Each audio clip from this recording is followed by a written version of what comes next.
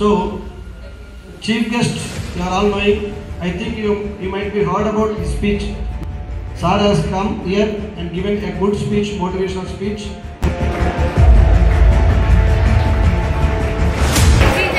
Voice నుంచి నేనే మాట్లాడుతున్నాను. మీరు పరుగు తీస్తారు అందుకోసమే మాట్లాడచ్చు. అంటే నేను ఒక డాక్టర్ ఇక్కడికి ఎందుకు వచ్చానంటే మీకు ఇంజెక్షన్ ఇవ్వడం కోసం. ఏం ఇంజెక్షన్ అంటే ఇప్పుడు సుభాష్ చంద్ర గారు బోస్ గారి గురించి మాట్లాడినప్పుడు మనోళ్ళందరూ ఏం చెప్తారు అంటే ఫేమస్ స్వామి గారు చెప్పారు, సార్ వాళ్ళందరూ చెప్పారు. మీ పేరు ఏం పేరుమా? శరణ్య చెప్పింది give me blood, I will give me blood. అయితే నేను మీ బ్లడ్ లోపలికి ఏం ఇంజెక్షన్ ఇవ్వాలనుకున్నానంటే బోస్, సుభాష్ చంద్ర బోస్ ఇంజెక్షన్ మీరు తీసుకుంటే you will become the boss of your life. మీ జీవితానికి మీరు బాస్ అవ్వాలనుకుంటే సుభాష్ చంద్ర బోస్ గురించి ఖచ్చితంగా తెలుసుకోవాలి. ఎందుకంటే మీరు మనందరం ఏం తెలుసుకోవాలంటే మనలో సుమారుగా 99% మంది నిజంగా మన జీవితానికి బాసులు కాదు. మనల్ని బాధ పెట్టడానికి పెద్ద పెద్ద కారణాలు అవసరం ఉండదు. మన ఫ్రెండ్ జస్ట్ అంటే మామూలుగా రోజు నవ్వేటట్లు నవ్వకుండా కొంచెం 1% తక్కువ నవ్వినా మనం బాధపడిపోతాం. చాలా చిన్న చిన్న కారణాలకి డీల్ అయిపోతాం. చాలా చిన్న చిన్న కారణాలకి ఆత్మహత్య వరకు పోతున్నారు ఈరోజు ఈ దేశంలో యువత. అన్నిటికీ మానసిక ఒత్తిడి, చిన్న చిన్న వాటిని కూడా బాధపడటము, అలాంటి పరిస్థితులు ఉన్నాం. ఇదంతా ఎందుకు జరిగిందంటే మన మూలాలు మనం తెలుసుకోకపోతే మనకి భవిష్యత్తు ఉంటుంది. అది ఎవరికైనా కానీ చరిత్ర ఏం చెప్తుందంటే ఎవరైతే వాళ్ళ మూలాలను తెలుసుకోరు వాళ్ళకి భవిష్యత్తు ఉంటుంది. ఇప్పుడు ఈ దేశంలో ఉన్న శక్తి ఏంటంటే యూత్ పవర్. ప్రపంచంలో అన్ని దేశాలకి ఒక్కొక్కరి దగ్గర ఒక న్యూక్లియర్ పవర్ ఉండొచ్చు, ఒక్కొక్కరికి సైన్స్ అండ్ టెక్నాలజీ ఉండొచ్చు. కానీ ఈ దేశానికి ఉన్న శక్తి ఏంటంటే యూత్ పవర్. మనమే సుమారుగా 15 నుంచి 20-30 సంవత్సరాల లోపు వాళ్ళు 40% పాపులేషన్ ఉంది. అదే మన శక్తి. దీని ద్వారానే ఇప్పుడు మన స్వతంత్రం వచ్చి సుమారుగా 75 సంవత్సరాలు అయిపోతుంది. ఆజాదీ కా అమృత మహోత్సవంలో ఇండియా విల్ బికమ్ నెంబర్ 1. ఏ శక్తితో అంటే యువశక్తి. కాకపోతే ఈ యువశక్తి వాళ్ళ పూర్వీకుల గురించి, అసలు ఈ దేశం ఇలాంటి స్థితిలో ఉండడానికి కారణమైన వాళ్ళ గురించి తెలుసుకోకపోతే మన భవిష్యత్తు కూడా మళ్ళీ మొదటికి వస్తుంది, మళ్ళీ అంధకారంగా మారే అవకాశం ఉంటుంది. సుభాష్ చంద్రబోస్ గారి జీవిత చరిత్ర సందేశం గురించి ఆర్టిఫిషియల్ ఇంటెలిజెన్స్ మీరు వాట్సాప్లో కొట్టినా వచ్చేస్తుంది. నేను ఇన్ఫర్మేషన్ ఇవ్వడం కోసం రాలేదు. ఒక 4-5 పాయింట్లు షార్ట్గా స్వీట్గా మీకు అర్థమయ్యేటట్టు చెప్తాను. ఒకటి, మనమందరం కూడా యూజువల్గా ఒక 35 నుంచి 70% మార్కులు తెచ్చుకుంటే చాలా సాటిస్ఫై.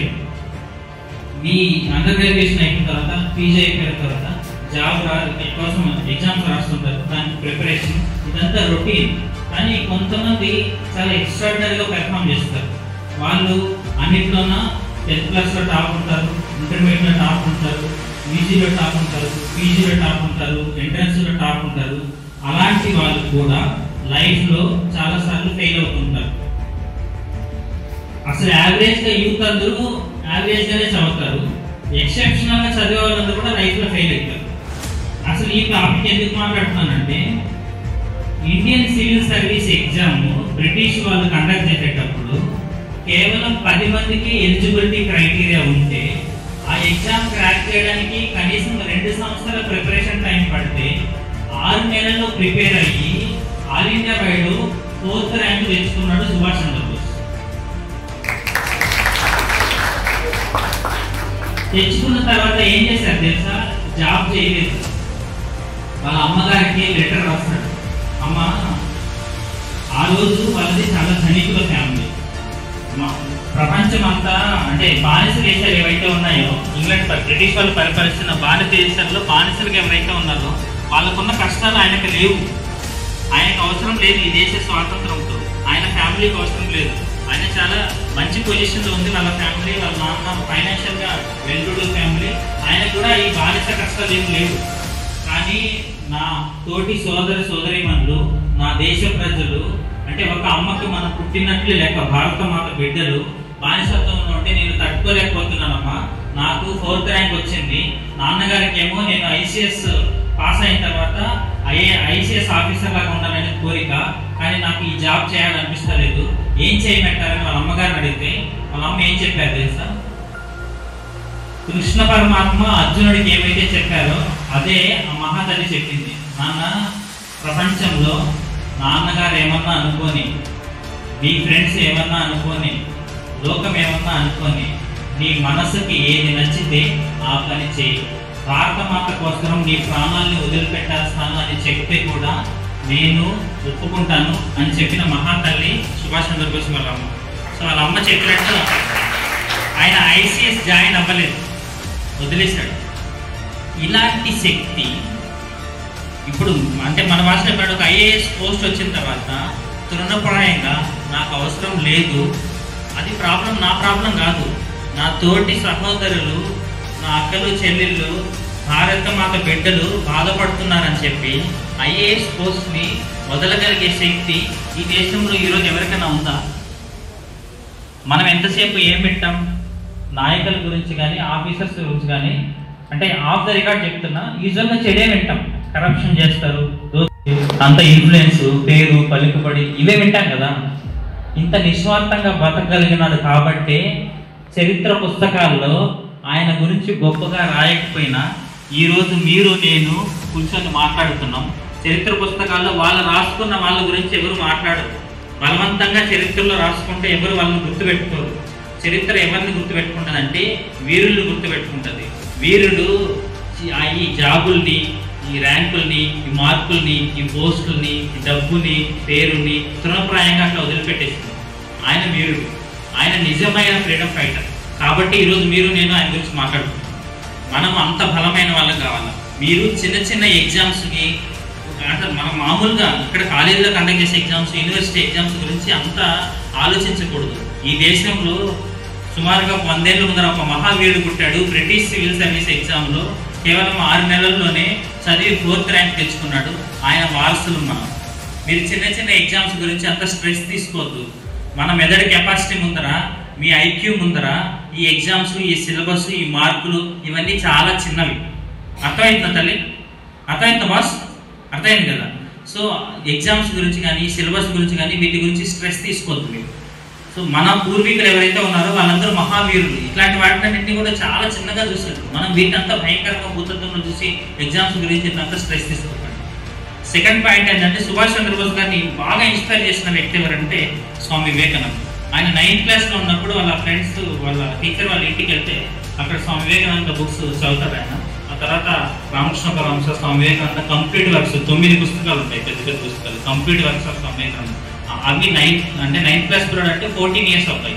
14 to 20 years లోపల ఆయన స్వామి వివేకానంద, రామకృష్ణ పరమహంస లిటరేచర్ చదివి రామకృష్ణ మఠ్ విజిట్ చేసి ఆయన పర్సెప్షన్ ఏంటంటే, స్వామి వివేకానంద కన్నా ఈరోజు బతికి ఉంటే నేను నా రక్తంతో ఆయన పాదాలను కడిగి ఉంటాను. ఆయన నా గురువు. అంటే ఫిజికల్గా వాళ్ళు కలవలేదు. నేను పుట్టింది 1897, స్వామీజీ శరీరాన్ని వదిలిపెట్టింది 1902. నేను పుట్టిన 5 సంవత్సరాలకి స్వామీజీ లేరు, స్వామి వివేకానంద లేరు. అయినా స్వామి వివేకానంద స్పిరిట్ని ఇన్స్పిరేషన్గా తీసుకొని ఆయన వాక్యాలని చూసి గురువుగా భావించి ఆ లైఫ్ టైము స్వామీజీ వివేకానంద పుస్తకాలు చదివితే మీకు తెలుసు కదా, ఒక ఫైర్, ఆ ఫియర్లెస్నెస్ ఉంటుంది. You are the creator of your own destiny, అసలు బిఏ హీరో, అట్లా హీరో లాగే బతికిండు. హీరోలాగా చనిపోయారంటే మనకు తెలియదు. మన పురాణాల ప్రకారం, మన ధర్మశాస్త్రాల ప్రకారం ఎవరైనా కానీ డెడ్ బాడీ ఎవరు చూడలేదనుకోండి, వాళ్ళు చనిపోయినట్టు లెక్క. సో సుభాష్ చంద్రబోస్ చనిపోలేదని ఎందుకు చెప్తారంటే, ఇప్పుడు స్వామి గారు కూడా చెప్పారు కదా, ఎందుకు మరణం లేని వీరుడు అంటే ఆయన డెడ్ బాడీని ఎవరు చూడలేదు. ఆయన పుట్టికే తెలుసు, ఆయన మరణం తెలియదు. భూమి ఆకాశము ఉన్న రోజులు సుభాష్ చంద్రబోస్ చరిత్ర నిలబడి ఉంటారు. అలాంటి గొప్ప వీరుడు. కాంగ్రెస్ పార్టీలో ఆయన రాజకీయ గురువు చిత్తరంజన్ చేస్తారు. సో రాజకీయాలు ఎలా ఉంటాయంటే ఈ రోజు ఎలా ఉన్నాయో ఆ రోజు కూడా అలాగే ఉంటాయి. గాంధీ గారు నిలబెట్టిన ఒక క్యాండిడేట్ మీద సుభాష్ చంద్రబోస్ గారు గెలిచిన కూడా ఈయనని కాంగ్రెస్ పార్టీ నుంచి బయటకు పంపించారు. ఆయన కన్నా చౌకబారు రాజకీయ నాయకుడుగా ఉందని అనుకుంటుంటే ఈ దేశ ప్రధానమంత్రి ఆయనే అయ్యేవాడు. ఆయనే ఈ దేశ ఫస్ట్ ప్రధానమంత్రి అయ్యింటే మన ఇప్పుడు కూర్చున్న class room AC class room అనేది చాలా పెద్ద హాల్ ఉండేది. ఈ దేశము సూపర్ పవర్గా ఉండింటది. మనందరం కూడా చాలా ఉన్నతమైన స్థితిలో ఉండింటాం ఇప్పుడున్న కంటే. నేను ఖచ్చితంగా చెప్పగలను. ఈ లైన్లో నిల్చున్న వాళ్ళందరికీ హిమోగ్లోబిన్ టెస్ట్ చేస్తాం. ఖచ్చితంగా ఇక్కడ ఉన్న వాళ్ళలో 80% మందికి హిమోగ్లోబిన్ 10 కంటే తక్కువ ఉంటుంది, రక్తహీనత ఉంటుంది. ఈ అమ్మాయిలందరూ కూడా కోపము, మంకు, చిరాకు, ఏడుపు, దుఃఖం, మండితనం ఉంటే వాళ్ళ అమ్మ నాన్న భరిస్తుంటారు. కొద్ది రోజుల తర్వాత వాళ్ళ ఆయన భరిస్తారు. నిజమే. అలాంటి అంటే శారీరకంగా, మానసికంగా, సామాజికంగా, ఆధ్యాత్మిక జ్ఞానం లేకుండా ఒక నిర్వీర్యమైన యువత ఈ దేశంలో ఉండేటది ఆయన ప్రధానమంత్రి అంటే. కాకపోతే ఆయన ఎంత ముందు చూపున్న వ్యక్తి అయితే మనకి 1947లో ఎప్పుడైతే స్వాతంత్రం వచ్చిందో ఫస్ట్ ప్రధానమంత్రిని ఎప్పుడైతే మనం ఎన్నుకున్నారో అంతకంటే సుమారుగా 4 సంవత్సరాల ముందే ఆయనని ప్రధానమంత్రిగా డిక్లేర్ చేశారు. ఆయన మినిస్ట్రీ నుంచి కొంతమంది ప్రమాణ స్వీకారం చేశారు. ప్రపంచ దేశాల్లో ఒక 10-20 దేశాల్లో ఆయన భారతదేశ ప్రధానమంత్రిని యాక్సెప్ట్ చేశాయి. అది ఆయనకున్న విజన్, ఆయనకున్న కెపాసిటీ. అందుకని అందరూ కూడా లీడర్ అంటారు కదా, నేత అంటారు, నేత అంటారు. ఆయన అంటే మాట్లాడే విధానాన్ని కానీ, ఆయన ప్రవర్తన కానీ, ఆయన ఆయన పాటించిన జీవిత విధానాన్ని కానీ చూసిన వాళ్ళకి నేత అని పిలవదాలని అనిపించలేదు. అందుకనే నేతాజీ అని వాడారు. నేతాజీ అంటాం, అది ఆటోమేటిక్గా వాళ్ళకి వచ్చింది. లీడర్ అని సహజంగా మనం అంటాం కదా, ఈయన లీడర్ అని చెప్పి. నేత అని అనలేదు వాళ్ళు, నేతాజీ అన్నారు. అది ఆయనకున్న రెస్పెక్ట్ ప్రపంచ దేశాల్లో. హిట్లర్ లాంటి అంటే మనకి హిట్లర్ అంటేనే తెలుసు అసలు ఒక ఎక్స్ట్రీమిస్టులు అన్నట్టు. అట్లాంటి వాళ్ళందరూ కూడా సుభాష్ చంద్రబోస్ గారిని గౌరవించారు, ఆయన ఐడియాలజీకి రెస్పెక్ట్ చేశారు, వాళ్ళకి తగినంత సపోర్ట్ చేసే ప్రయత్నం చేశారు.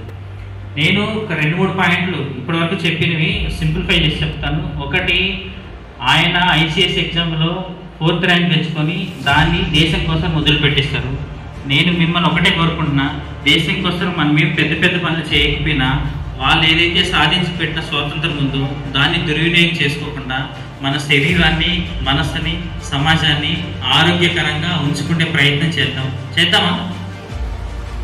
అట్లీస్ట్ మినిమం థింగ్ మనం చేయాల్సి ఉంటుంది. సెకండ్ థింగ్, మన పూర్వీకులు కొన్ని లక్షల మంది ఇప్పుడు ఆయన ఆర్మీని ఏర్పాటు చేశారు. ఫస్ట్ టైం ఆ ఆర్మీలో లేడీస్కి కూడా సపరేట్ రెజిమెంట్ ఉండేది. ఇప్పుడు కొత్తగా ఎవరైనా ఆటో తోలుతుంటేనో, పైలట్లు అయితేనో, బైక్ డ్రైవ్ చేస్తుంటానో గ్రేట్ అని చెప్తాం కదా మనం. కానీ అప్పట్లోనే ఆయన ఏర్పాటు చేసిన ఆర్మీలో, ఆజాద్ హింద్ ఫౌజ్లో లేడీస్కి సపరేట్ రెజిమెంట్ ఉండేది. సో అంత ముందు చూపుతో వర్క్ చేసిన ఆ రెజిమెంట్కి ఇన్ఛార్జ్ లక్ష్మి. వాళ్ళు చెప్పేవాళ్ళు ఆ రోజు స్వాతంత్ర ఉద్యమంలో ఝాన్సీ రాణి, మణికర్ణిక, ఝాన్సీ లక్ష్మీబాయి ఎలాంటిదో ఈ లక్ష్మి కూడా వీళ్ళందరికీ ఇన్స్పిరేషన్ అని లక్ష్మీ అన్నాన్ని ఇన్ఛార్జ్గా చేసింది. అసలు అంటే అంతర్జాతీయ సంబంధాలు, ప్రపంచంలో ఏం మార్పులు జరుగుతున్నాయి, 2వ ప్రపంచ యుద్ధం జరుగుతుంది, ఎవరితో పోరాడుతున్నారు, మనము ఎవరితో సంధి కుదుర్చుకోవాలి, ఎవరితో విరోధం కుదుర్చుకోవాలి, ఈ దేశ స్వాతంత్రం సంపాదించుకోవాలంటే ఏం చేయాలి, ప్రతి నిమిషం ఆలోచించింది. అసలు ఒక చిన్న అవకాశాన్ని కూడా వదిలిపెట్టుకోలేదు. మనం అందరం కూడా చరిత్రలో చదువుకుంటున్నది ఎవరో ఏదో చేశారు, ఏమి హింస జరగకుండా మంచి మాటలతోనే ఈ దేశం స్వాతంత్రం వచ్చింది. అలాంటివన్నీ తప్పనే విషయం మీకు కూడా అర్థమవుతుంది చదివితే. సో దేవుడికైనా దెబ్బే గురువు. మంచి మాటలు చెప్తే ప్లీజ్ బ్రిటిష్ వాళ్ళు మా దేశాన్ని వదిలిపెట్టుకోండి, మేమందరం బాధపడుతున్నాము అని రిక్వెస్ట్ చేస్తే రాలేదు. కొన్ని లక్షల మంది ప్రాణత్యాగం చేశారు, కొన్ని లక్షల మంది. ఇప్పుడే కూడా ప్రపంచంలో చాలా దేశాలలో పొద్దున నిద్రలేస్తే మన పిల్లలు ప్రాణాలతో ఉంటారో లేదు తెలియదు, మన అక్క చెల్లి ప్రాణాలతో ఉంటారో లేదు తెలియదు, మనం ఇంటి నుంచి బయటకు వస్తే ప్రాణాలతో ఉంటామో లేదు తెలియదు. కానీ ఈ దేశం పుణ్యభూమి, ఎంతో మంది వీరులకి, త్యాగమూర్తులకి జన్మనిచ్చింది. కాబట్టి స్వేచ్ఛగా, స్వాతంత్రంగా మీరు కాలేజీకి రాగలుగుతున్నారు, హ్యాపీగా ఇంటికి పోగలుగుతున్నారు, చదువుకోగలుగుతున్నారు, మీ కెరీర్ని మీరు ఎస్టాబ్లిష్ చేసుకోగలుగుతున్నారు. సో మనం మన పూర్వీకులకి ఎంత చేసినా తక్కువనే. వాళ్ళు ఇచ్చిన స్వాతంత్రాన్ని, దాని విలువని మనం కాపాడుకుంటూ జీవితంలో ముందుకెళ్ళాలని కోరుకుంటున్నాం. Thank you.